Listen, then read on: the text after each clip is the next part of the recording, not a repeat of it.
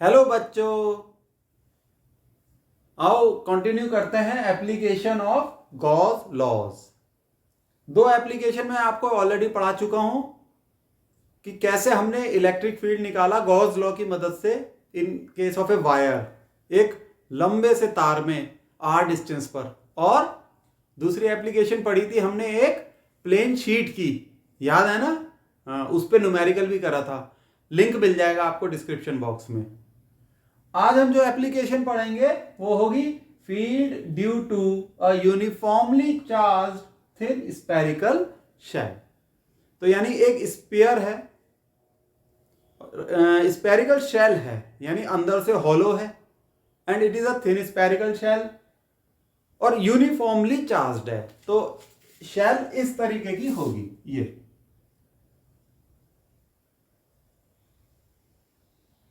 ये spherical shell है, इस क्यू चार्ज कैरी कर रखा है इसने सरफेस पे।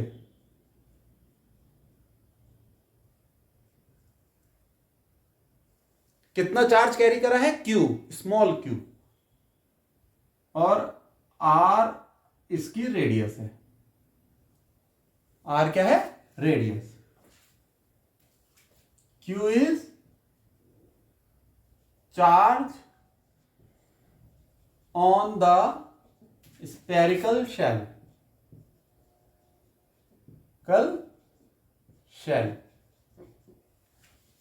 आर क्या है?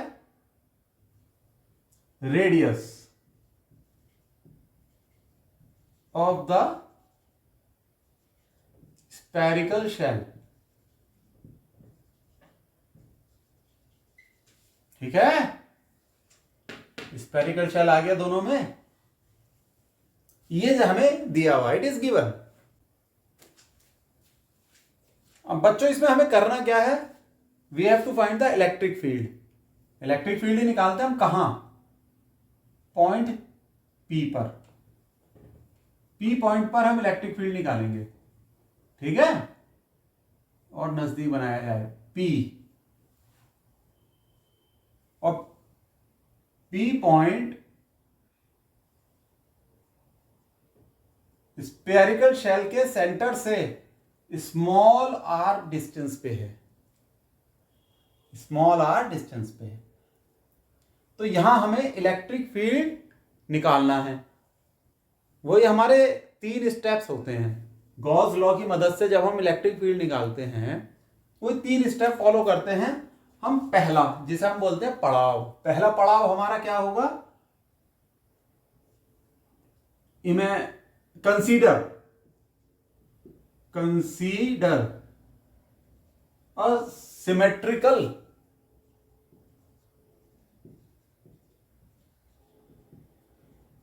Gaussian surface.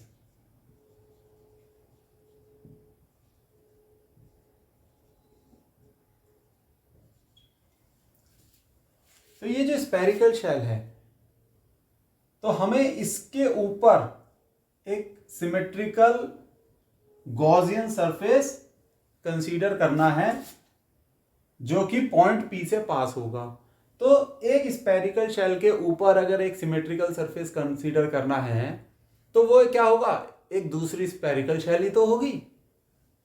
ठीक है, तो हम एक पी पॉइंट से पास होती हुई स्पेरिकल शेल बना लेते हैं डॉटेड लाइन से।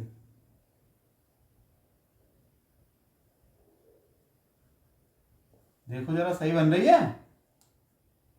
ये सरफेस बनाना बहुत इंपॉर्टेंट है। ये हमारा पहला स्टेप है।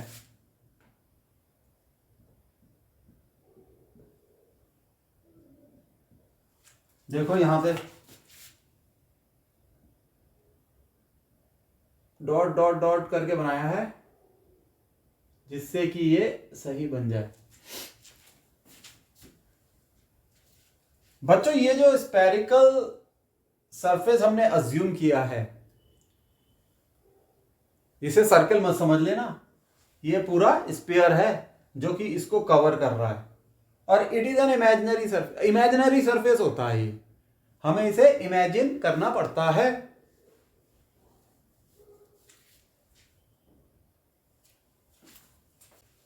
और ये अंदर की जो शेल है जो एक्चुअल में है वो पॉजिटिव चार्ज कैरी कर रही है। अब मान लो किसी भी, जैसे यहां पर एक पॉजिटिव चार्ज है, इसकी वजह से जो इलेक्ट्रिक फील्ड होगा इस पॉजिटिव चार्ज की वजह से ये अवे फ्रॉम द चार्ज आएगा नॉर्मल, ठीक। तो इस पॉइंट पे जो इलेक्ट्रिक फील्ड होगा E, उसकी डायरेक्शन क्या होगी, ये वो इस स्फेरिकल शेल के नॉर्मल होगी। किसी भी पॉइंट पे ले लो, इस पॉइंट पे ले लो, तो इलेक्ट्रिक फील्ड की डायरेक्शन नॉर्मल होगी। Electric field vector normal to the shell होगा। और एक बात और कि इलेक्ट्रिक फील्ड का मैग्नीट्यूड भी सेम होगा हर पॉइंट पे। किसी भी पॉइंट पे ले लो आप, इलेक्ट्रिक फील्ड का मैग्नीट्यूड सेम होगा और इलेक्ट्रिक फील्ड की डायरेक्शन शेल के नॉर्मल होगी, ऐसे ऐसे या फिर ये इस तरीके से, ठीक। तो यहां पर हम पॉइंट लिख लेते हैं, magnitude of electric field vector E vector is constant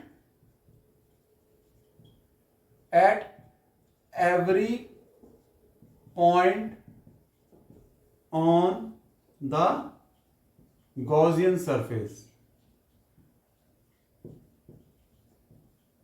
और दूसरी बात क्या निकल के आई, direction of electric field vector, direction of electric field vector is normal to Gaussian surface at every point। किसी भी पॉइंट पे हो इलेक्ट्रिक फील्ड वेक्टर की डायरेक्शन नॉर्मल होगी। अब एक पैरामीटर और देखना होता है, वो होता है एरिया वेक्टर की डायरेक्शन गॉसियन सरफेस के ऊपर। आपको पता है हम गॉसियन सरफेस ऐसा इमेजिन करते हैं जिससे कि जो एरिया वेक्टर, किसी भी पॉइंट पे जो एरिया वेक्टर है और इलेक्ट्रिक फील्ड वेक्टर है उनके बीच का एंगल या तो 90 डिग्री हो या 0 डिग्री, जिससे कि हमारी मैथमेटिकल कैलकुलेशंस इजी हो जाएं। अब आप कोई भी पॉइंट ले लो, इस पॉइंट पे एरिया वेक्टर नॉर्मल होगा शेल के, तो ये हो गया आपका area vector DA। Small area ले लिया, यहां पर electric field normal, area vector भी शेल के DA के नॉर्मल। एरिया वेक्टर तो होता ही एरिया के नॉर्मल है।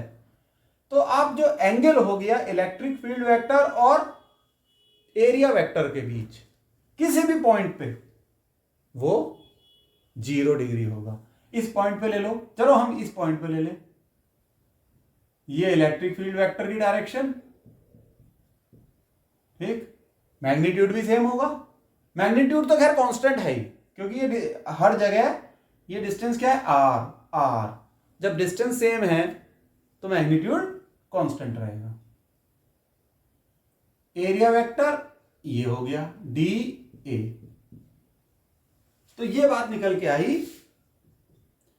एंगल थीटा बिटवीन धीरे लिखे हैं, electric field vector and area vector is 0 degree. 0 degree होगा। बस हमने इस हिसाब से गॉसियन सरफेस अज्यूम कर लिया। अब हमारी प्रॉब्लम चुटकियों में सॉल्व हो जाएगी। हमारा पहला पड़ाव पूरा हो गया। अब हम दूसरे पे आ जाते हैं। अब हमें निकालना होगा net electric flux. Net electric flux कैसे निकालेंगे? हम निकालेंगे ट्रेडिशनल तरीके से। डस्टर राजा की जरूरत पड़ गई। ट्रेडिशनल तरीके से। ट्रेडिशनल मीन्स जो नॉर्मल तरीका हमारा होता है उस तरीके से निकालेंगे। तो ये हो गया net electric flux, it is equal to integral close integral, क्योंकि गॉसियन सरफेस क्या होता है? क्लोज सरफेस होता है। E D A cos theta, ठीक है। E electric field, D A area, cos theta, इन दोनों वेक्टर के बीच का एंगल। तो ये बहुत सिंपल है। इलेक्ट्रिक फील्ड तो कांस्टेंट है, बाहर ले लिया, ये डी ए, और कॉस थीटा क्या हो जाएगा? Cos zero. Cos zero is 1। ये थीटा जीरो है ना, हमने निकाला यहां। ई इंटीग्रल डी ए हो गया सही। अब ये एरिया डी ए क्या है? ये छोटे छोटे एरिया मिलके पूरे स्फेरिकल शेल का एरिया दे देंगे हमें। स्फेरिकल शेल का एरिया क्या होता है? 4 पाई, बताओ क्या होता है? स्फेरिकल शेल का एरिया 4 पाई आर स्क्वायर। अरे भाई इसमें कौन सी बड़ी बात हो गई? तो ये हो गया आपका E इन multiplied by 4 pi R square. ये हो गया आपका नेट फ्लक्स। Net flux. यहां आके हमारा दूसरा पड़ाव कंप्लीट हो जाता है जब हम ये नेट फ्लक्स की वैल्यू निकाल लेते हैं। चलिए आप थोड़ा सा रब करते हैं। ये पहला पड़ाव ये रब कर देते हैं। नोट तो कर ही रहे हो। अगर नोट नहीं किया तो वीडियो के पीछे जाओ और नोट कर लेना, ठीक है। ये इंपॉर्टेंट डेरिवेशंस हैं, इंपॉर्टेंट फॉर्मूला निकल के आएगा, एग्जाम में पूछा जाता है, इससे रिलेटेड न्यूमेरिकल आते हैं, हर जगह आते हैं। सर कितनी बार बताओगे? पता है, चलो बताना मेरा फर्ज है। आते हैं, पढ़ लेना, नोट जरूर करना बच्चों। वैसे तो आप बहुत समझदार हो भाई यार। बच्चों सर बहुत डांटते हैं, वीडियो इनका जो है डिसलाइक कर देना चाहिए। लो भाई, अब जो हमारा तीसरा पड़ाव है, हम थर्ड स्टेप भी बोले तो वो होता है अप्लाइंग गॉस लॉ। अब करेंगे साहब गॉस लॉ अप्लाई। और ये क्या कहता है Gauss law? Net flux is equal to integral E D A cos theta is equal to charge upon epsilon naught. Epsilon naught क्या होता है? Permittivity of free space. ये वैल्यू निकल के आ गई। This is equal to Q by epsilon naught. तो ये हमने लिखा, ये पूरी वैल्यू ये यहां लिख रहे हैं। E multiplied by 4 pi R square is equal to Q by epsilon naught. चलो और रब करते हैं नीचे से। ये भी रब हो गया, कुछ नहीं छोड़ो, सब रब। ई क्या होगा? हमें फाइनली क्या निकालना है? Electric field. E equal to 1/4 pi R square into Q by epsilon naught. इसको थोड़ा सा सही करके लिखें तो ये वही फॉर्मूला आ जाएगा जो हमने पहले इलेक्ट्रिक फील्ड के केस में पढ़ा था। 1/4 pi epsilon naught Q by R square. ये फॉर्मूला हम पढ़ चुके हैं। तो ये फॉर्मूला हमने कब पढ़ा था? हमने ये पढ़ा था पॉइंट चार्ज के केस में, यानी कि कोई पॉइंट चार्ज है Q और R डिस्टेंस पे अगर इलेक्ट्रिक फील्ड निकालना है P पॉइंट पे, यहां पर Q चार्ज है, तो जो इलेक्ट्रिक फील्ड होगा E at a distance R वो ये होगा, लेकिन पॉइंट चार्ज के केस में था। तो आप खूबसूरती देखिए इस फॉर्मूले की। इससे क्या सिद्ध होता है कि एक थिन स्फेरिकल शेल के सरफेस पे अगर Q चार्ज है यूनिफॉर्मली डिस्ट्रीब्यूटेड, ठीक है, कैसा यूनिफॉर्मली डिस्ट्रीब्यूटेड Q चार्ज है, तो वो कैसे बिहेव करता है, जैसे कि सेंटर पे एक कंसंट्रेटेड पॉइंट चार्ज है Q, समझ गए, जैसे कि ये पूरा चार्ज सेंटर पे कंसंट्रेटेड है, इस तरीके से बिहेव कर रहा है ये, और इसी तरीके का इलेक्ट्रिक फील्ड भी प्रोड्यूस कर रहा है ये जो चार्ज है। तो हम ये लाइन लिख लेते हैं, बड़ी इंपॉर्टेंट लाइन है, charge uniformly distributed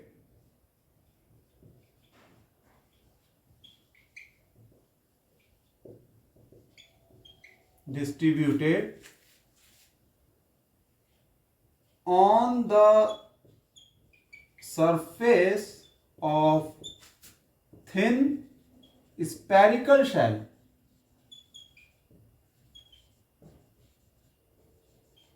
behaves like a point charge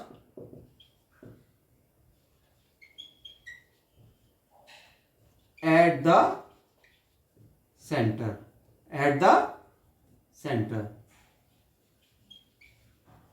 जैसे कि सेंटर पे ही क्यू चार्ज लोकेटेड हो, इस तरीके का बिहेवियर है, और तब ये फॉर्मूला निकल के आता है। ठीक है।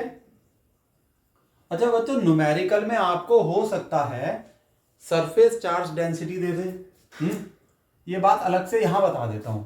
मान लो आपको ये दे दी सरफेस चार्ज डेंसिटी, इसकी यूनिट क्या होगी,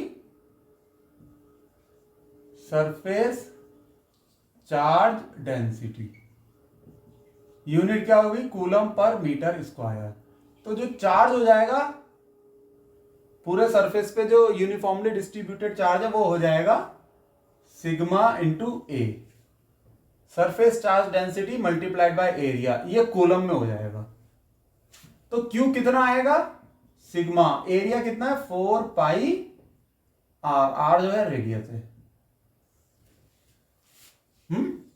समझ गए, 4 पाई आर स्क्वायर, आर क्या है, इस स्पेरिकल शेल की रेडियस है।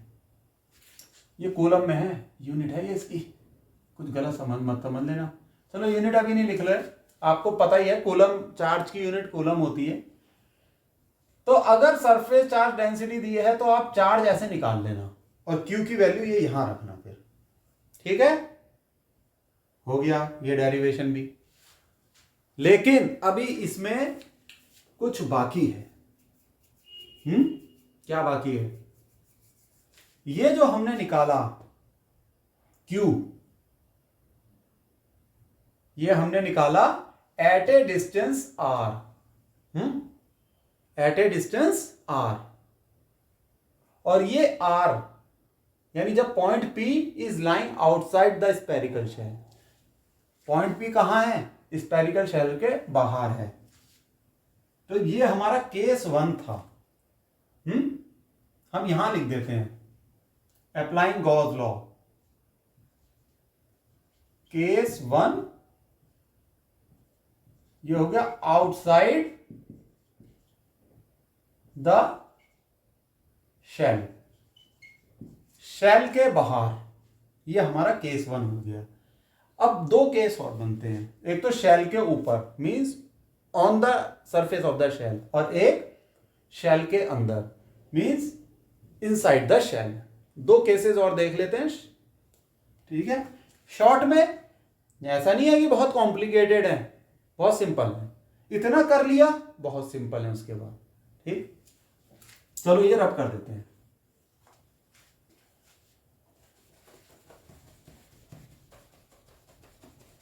केस 2, अब हमारा केस 2 क्या बनता है, सब यहीं से निकल के आ जाएगा।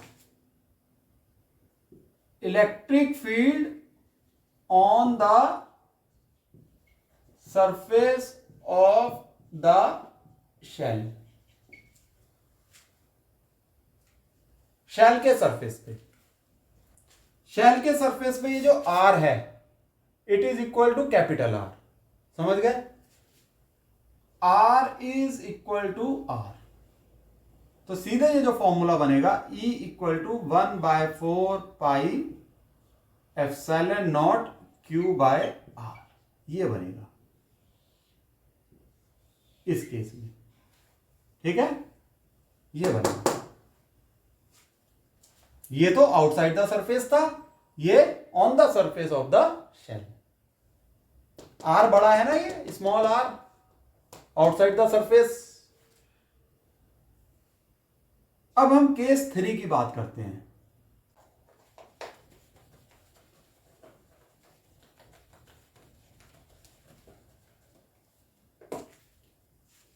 inside the shell, inside the spherical shell, यार ये जो पॉइंट P है ये यहां कहीं बाहर लाई नहीं कर रहा है, ये सपोज यहां लाई कर रहा है, तो ये होगा आपका इमेजिनरी गॉसियन सरफेस, ये होगा आपका इमेजिनरी गॉसियन सरफेस। यहां आपको इलेक्ट्रिक फील्ड निकालना है इस पॉइंट पे, ये है पॉइंट P। थोड़ा सा दिमाग लगाओगे ना तो आप क्या देखोगे कि ये पॉइंट है, ये शायद गॉसियन सरफेस है, चार्ज Q कहां पर है? गॉसियन सरफेस के बाहर हो गया अब तो चार्ज Q। भाई पहले केस में जब पॉइंट P यहां था तो जो चार्ज Q था वो गॉसियन सरफेस के अंदर था, गॉसियन सरफेस ये था, चार्ज यहां था, यानी गॉसियन सरफेस के अंदर था। लेकिन इस केस में चार्ज जो है ये गॉसियन सरफेस के बाहर है, और and if charge is outside the Gaussian surface तो उसकी वजह से फ्लक्स 0 होता है। हम उस चार्ज को कंसीडर नहीं करते। गॉसियन या गॉस लॉ सिर्फ उन चार्जेस के लिए है जो कि गॉसियन सरफेस के अंदर हैं, ये हम अपने पिछले वीडियो में पढ़ चुके हैं। तो जब चार्ज आउटसाइड हो जाता है तो इलेक्ट्रिक फील्ड क्या होगा? इलेक्ट्रिक फील्ड 0 होगा। क्यों? क्योंकि phi net is 0 due to charge outside the Gaussian surface.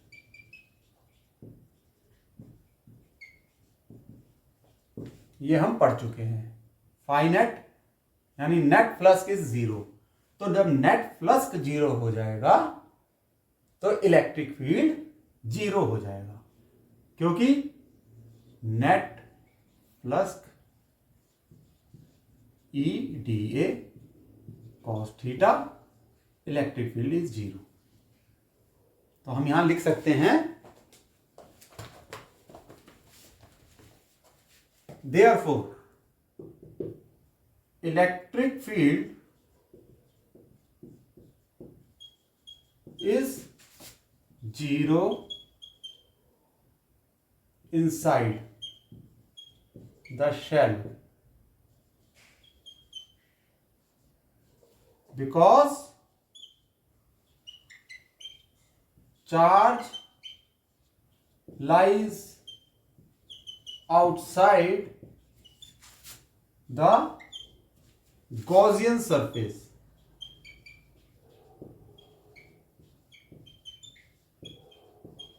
फिर पढ़ देता हूं। Electric field is 0 inside the shell because charge lies outside the Gaussian surface. तो ये है आपके फाइनल कहानी। ये हमारा केस 3 था, ठीक है। केस 1 क्या था? P स्फेरिकल शेल के बाहर, केस 2 P स्फेरिकल शेल के ऊपर, और केस 3 P स्फेरिकल शेल के अंदर। तो केस 3 में इलेक्ट्रिक फील्ड 0। तो आपने बच्चों ये देखा कि सिर्फ बाहर वाला निकाल लो, 3 स्टेप्स लगा के, अंदर वाले में तो बस छोटे छोटे से कंसेप्ट लगाने, छोटे छोटे से कंसेप्ट। चलो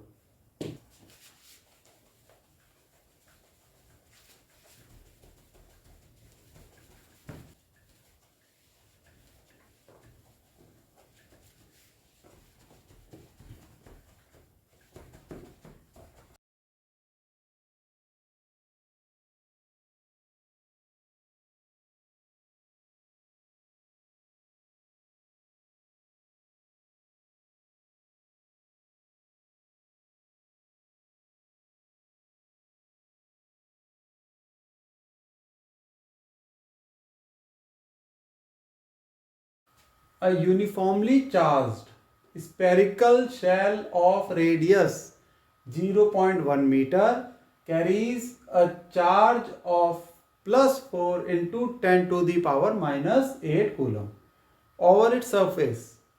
Determine the electric field at a distance of 0.2 meter from the center of the shell.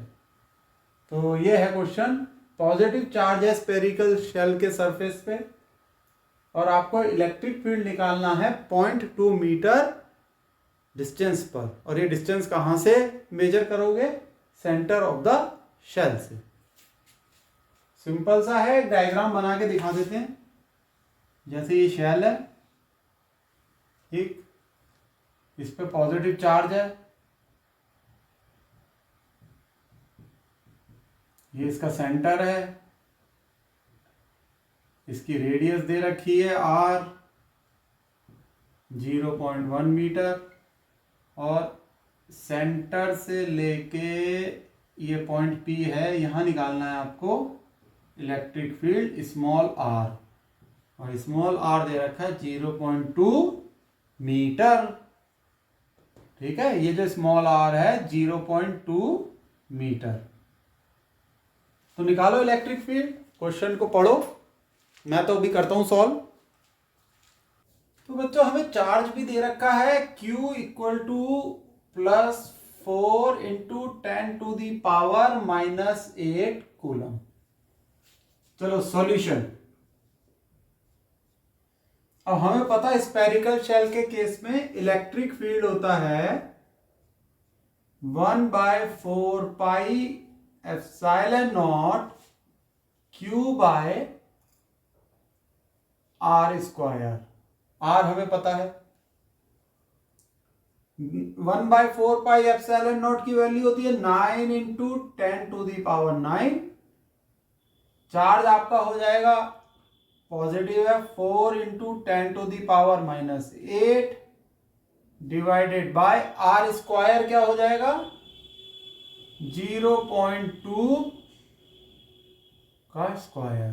यहां लिख लेते हैं 1/4 pi epsilon naught is 9 into 10 to the power 9। Calculate करो वैल्यू इलेक्ट्रिक फील्ड की। चलो करो बच्चों, ये आ जाएगा आपका 9 into 10 to the power 3। Electric field की यूनिट होगी न्यूटन पर कूलम। ये आपका आंसर आ गया। तो ये तो हम मैग्नीट्यूड आ गया इस पॉइंट पे, इलेक्ट्रिक फील्ड का मैग्नीट्यूड। डायरेक्शन क्या होगी? क्योंकि पॉजिटिव चार्ज है तो डायरेक्शन होगी अवे फ्रॉम द चार्ज, यानी इस सरफेस पे नॉर्मल, ये डायरेक्शन होगी इलेक्ट्रिक फील्ड की। नॉर्मल टू द सरफेस और आउटवर्ड। तो direction is direction of electric field. Positive charge है इसलिए outward normal, outward normal. Negative charge होता तो इनवर्ड नॉर्मल, इनवर्ड होती सरफेस के नॉर्मल लेकिन इनवर्ड डायरेक्शन में। पॉजिटिव है तो आउटवर्ड, यानी चार्ज से दूर जाएगा ना इलेक्ट्रिक फील्ड। चलो ठीक है भाई। तो ठीक है बच्चों, आज के लिए इतना बहुत। न्यूमेरिकल हो गया, डेरिवेशन कर लो। बाय, सी यू, खुश रहो, भगवान करे आप खूब तरक्की करो। बाय।